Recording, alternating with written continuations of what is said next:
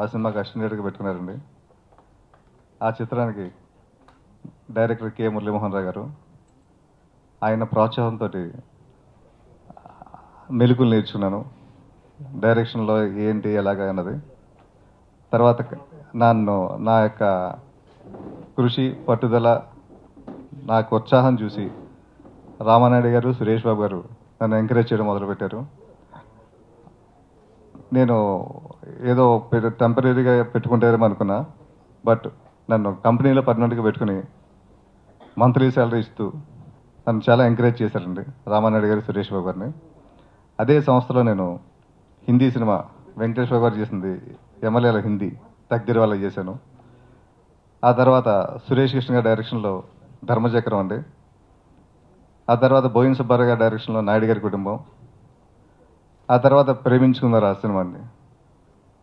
ఈ సినిమాయే నన్ను స్టూడియోలో ఒక స్ట్రాంగ్ అసోసియేట్ డైరెక్టర్ అవ్వడానికి కారణం అయిందండి ఆ సినిమా.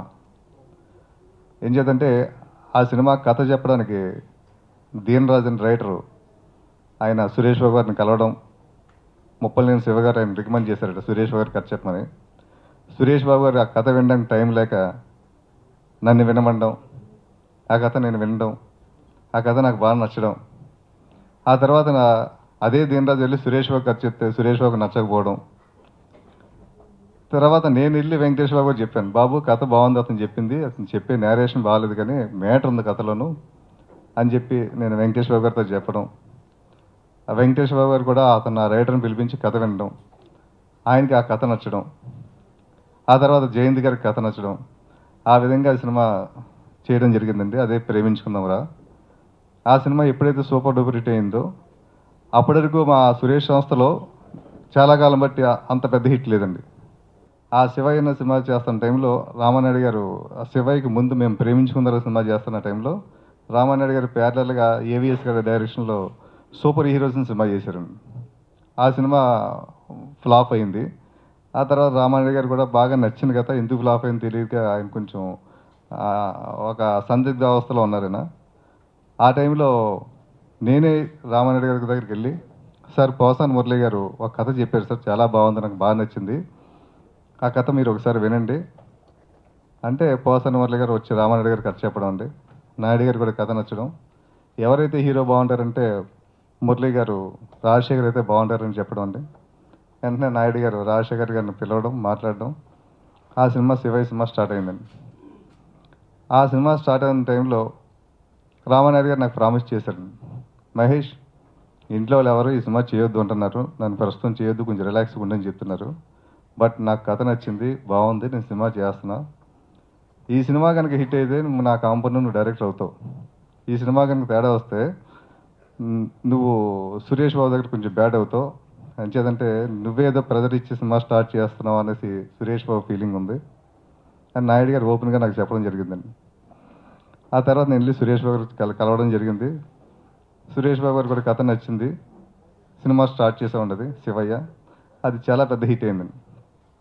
హిటే రాజశేఖర్ గారి కెరీర్లోనూ పెద్ద సినిమా అయింది ఇది. ఆ సినిమా ప్రెస్ మీట్ అయింది. ఆ సినిమా రిలీజ్ అయిన 3వ రోజు ప్రెస్ మీట్లో రామానాయుడు గారు నా పేరు అనౌన్స్ చేయడం జరిగిందండి డైరెక్టర్గా. ఆ తర్వాత 100 డేస్ ఫంక్షన్లో పక్కా కన్ఫర్మ్ చేశారు. పోసాని మురళి గారు కథ రెడీ చేయమన్నారండి. ఈ లోపల రామానాయుడు గారు ఒక బెంగాలీ సినిమా ఒకటి కొన్నారండి. అది బాగుంటుంది చూడు మహేష్ అంటే, ఆ కథ సినిమా చూసేయంటే నాకైతే చేయడానికి పెద్ద ఇంట్రెస్ట్ లేదు, అది నాయుడు గారికి బాగా నచ్చిన కథ అది. ఆ కథకి హీరో కృష్ణ గారు అయితే బాగుంటారని చెప్పి నాయుడు గారు ఫీల్ అవ్వడం అండి. ఆ కృష్ణ గారు కూడా హీరో గారు ఆ సినిమా చూడడం, దాని మీద వర్క్ చేసామండి కథ. ఇంకొక 1 మంత్లో సినిమా స్టార్ట్ అవుతుందనగా నాయుడు గారే మళ్ళీ ఫీల్ అయ్యి, యూత్ఫుల్గా అయితే బాగుంటుంది కదా మహేష్, ఇది వద్దులే ఇంకా దీన్ని పక్కన పెడదామని చెప్పడం. అదే టైంలో పోసాని మురళి గారు నాకు ప్రేయస్ రవి కథ ఆల్రెడీగా మేము రెడీ చేసి పెట్టుకున్నాం అప్పటికి 1 నైట్ నుంచి. ఆ కథ వెళ్ళి రామారావు గారు చెప్పడం అండి. ఆ సినిమా ప్రేయస్ రవి చేయడం, అది చాలా పెద్ద హిట్ అవ్వడం అండి. ఆ సినిమా చూసినప్పుడు రిలీజ్ అయిన తర్వాత సినిమా పెద్ద హిట్. అప్పటి వరకు కంటిన్యూగా శ్రీకాంత్ గారు కూడా కొన్ని ఫ్లాపుల్లో ఉన్నారైనా, ఆ సినిమా మళ్ళీ ఆయనకు బ్రేక్ అది. ఆయన ప్రేయస్ రావుకి ముందు కొంచెం డిప్రెషన్లో ఉండి చిరంజీవి గారి దగ్గరికి వెళ్ళారండి. అన్నయ్య నాకు ఏంటో తెలియదు, ఎంత మంచి కథ అనుకున్నా కూడా సినిమా ఫ్లాప్. ఫస్ట్ టైం ఆయన రేంజ్ పెంచిన సినిమా అండి. అప్పటి వరకు ఆయన 15 లక్షలు 20 లక్షలు తీసుకుంటా మనిషి ఆఫ్టర్ అయోధ్యరామయ్య తర్వాత ఆయన 60-70 లక్షలు హీరో అయ్యాడు నేను.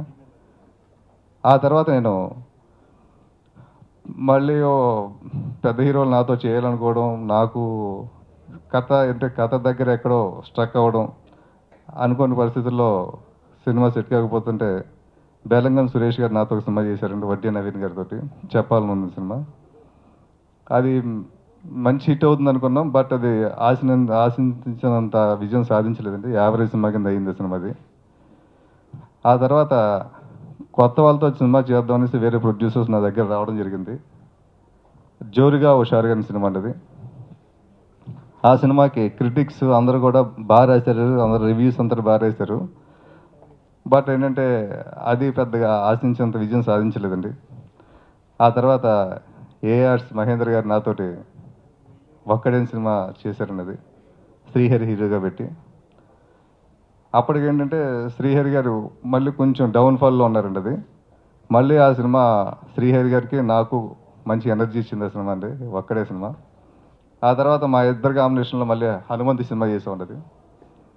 అది కూడా మంచి హిట్ అయింది, నాకు నంది అవార్డు కూడా వచ్చిందండి ఆ సినిమా. హనుమంత్ సినిమా తర్వాత మళ్ళీ ఒక పెద్ద హీరో గారు నాతో సినిమా చేయాలనడం, హనుమంత్ సినిమా చూసి నన్ను అప్రిషియేట్ చేయడం, నేను మళ్ళీ ఆ పెద్ద హీరో గారి చుట్టూ ఒక సంవత్సరం తిరగడం, లాస్ట్ మినిట్లో అనుకోని పరిస్థితుల్లో ఆయన నాతో సినిమా చేయకపోవడం. ఈ టైంలో నన్ను రామానాయుడు గారు పిలిచి ఆలస్యం అమృతం సినిమా చేయమంటాం అండి, నిఖిల్ హీరోగా. బట్ ఏంటంటే కథ మంచి కథ అండి, అది మంచి కాన్సెప్ట్, మంచి ఫీల్ ఉంది కథ.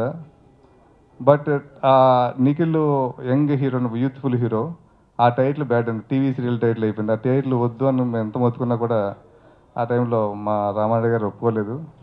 సరే ఆయన జడ్జిమెంట్ 150 సినిమాలు తీసిన పెద్ద ఆయన కదా అనేసి మేము కాంప్రమైజ్ అవ్వడం కూడా నాకు మైనస్ అయిందండి సినిమాది. ఆ తర్వాత నేను వేరే సినిమా స్టార్ట్ చేశానండి. భాగ్యరాజా గారు వాళ్ళ అబ్బాయితోటి వేరే ప్రొడ్యూసర్స్ వాళ్ళ సినిమా స్టార్ట్ చేశారు. వాళ్ళే ప్రొడ్యూసర్స్ అనుకున్న సినిమా స్టార్ట్ అయిన తర్వాత హడావుడిగా బాగా జరిగిన తర్వాత వాళ్ళ పక్కకి వెళ్ళిపోవడం, ఆ సినిమా నేను మీద వేసుకోవడం, నేను సినిమా చేయడం. ఆ సినిమా పేరు లవ్ ఇన్ హైదరాబాద్ అండి. ఇది చివరికి ఏమైందంటే ఆ సినిమా అంతా రెడీ అయింది, అన్నీ రెడీ అయ్యాయి.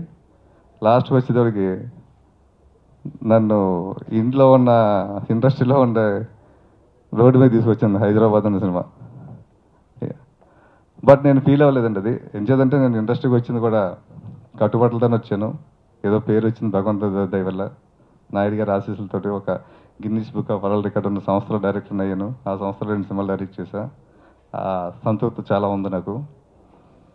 ఆ తర్వాత 6 టీవీ కొత్తగా లాంచ్ అయిందండి ఛానల్. అది ఆ సంస్థ అధిపతి సురేష్ రెడ్డి గారు, ఆయనకి వికే గారు వెంకటకృష్ణ గారి ద్వారా, దాంతో ఆ పోస్ట్ ప్రొడక్షన్ దగ్గర బాగా లేట్ అయింది. మాకు లేట్ అయినా కూడా సినిమా కాపీ మాకు మార్చి 1st వీక్లో కాపీ వచ్చింది. మార్చి 1st ఈ 4 లాంగ్వేజ్ సినిమా చేస్తున్నప్పుడు ఫస్ట్ కన్నడ సినిమా సెన్సార్ చేయాలి, కన్నడ రిలీజ్ అవ్వాలి, లేదంటే కన్నడ వాళ్ళతో ప్రాబ్లం ఉంటుందని చెప్పడంతో కాన్సన్ట్రేషన్ అక్కడ ఎక్కువ చేసి కన్నడ సెన్సార్ అయింది. ఆ next day Telugu censor, next day Malayalam censor అయింది. అయిన తర్వాత ఇంకా మేము డేట్ అనౌన్స్ చేద్దాం, ఒకే రోజు 4 చోట్ల రిలీజ్ చేద్దాం అని శ్రీరామ్ రెడ్డి గారు 4 ప్రాంతాలకు వచ్చి 4 ప్రాంతాల్లో డిస్ట్రిబ్యూటర్లు అందరితో మాట్లాడి సినిమా ప్లాన్ చేశారండి. చాలా గ్రాండ్గా చేద్దాం, ఎట్ ఏ టైం మొత్తం సౌత్ ఇండియాలో 800 థియేటర్లను రిలీజ్ చేయాలి సినిమా అన్న పట్టుదలతో ఉండేవాడు నేను. అటువంటిది సడన్గా ఆయన చనిపోవడంతో ఏంటంటే మేము ఆ షాక్ నుంచి తేరుకోవడం చాలా కాలం పట్టిన తర్వాత నెమ్మదిగా ఆయన ఉంటే మేము ఏదైనా చేయగలుగుతాం, ఆయన లేకపోతే చేయలేమనేసి ఒక దాంతో ఫస్ట్ కన్నడ రిలీజ్ చేసామండి. కన్నడలో సినిమాకు మంచి ఆదరణ వచ్చింది, మంచి పేరు వచ్చింది. రేటింగ్లు రివ్యూలు కూడా 3.25 చెప్పిన రాశారు. రివ్యూలు కూడా క్రిటిక్స్ కూడా చాలా బాగా రాశారు. సినిమా కథ గురించి, డైరెక్షన్ గురించి, అలా ఆర్టిస్టుల యొక్క పెర్ఫార్మెన్స్ గురించి, హీరో యాక్టింగ్ గురించి అని. ఖచ్చితంగా మీకు వినోదం కలుగుతుంది. రేపు రిలీజ్ అవుతుంది. ఇది ఒక డిఫరెంట్ టైప్ ఆఫ్ మూవీ.